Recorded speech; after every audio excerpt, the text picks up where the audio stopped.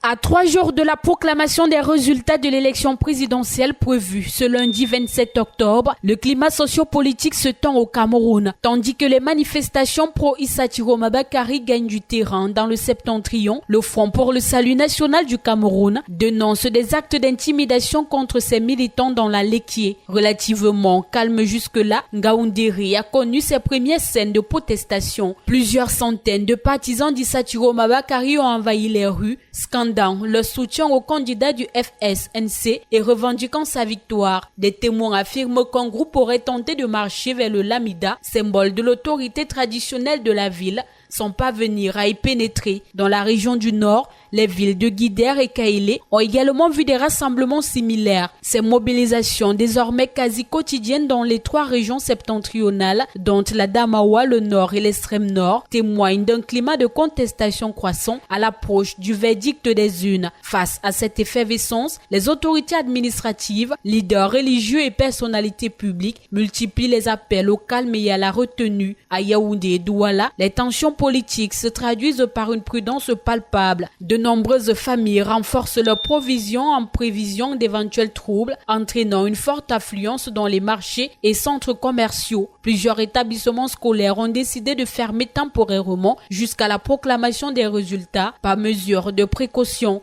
Dans un communiqué signé le 23 octobre à Monatélé, le coordonnateur départemental du FSNC, Antoine Boris Luna, affirme que plusieurs militants du parti seraient victimes de menaces, intimidations et pertes d'emploi dans la Lekié, attribuant ces actes à des individus se réclamant du RDPC. Le FSNC dénonce une atteinte au pluralisme politique et appelle les autorités à garantir la sécurité et la liberté d'expression de tous les citoyens. Il exhorte les responsables locaux à faire preuve d'impartialité et à mettre fin à toute forme d'intolérance politique. Antoine Boris Luna rappelle que l'engagement citoyen ne devrait jamais être synonyme de sanction et invite ses militants à rester calmes, respectueux des lois, mais déterminés. Alors que le pays retient son souffle à l'approche de la décision du Conseil constitutionnel, l'atmosphère est faite d'attentes, de craintes et de revendications. Lundi 27 octobre s'annonce comme une journée décisive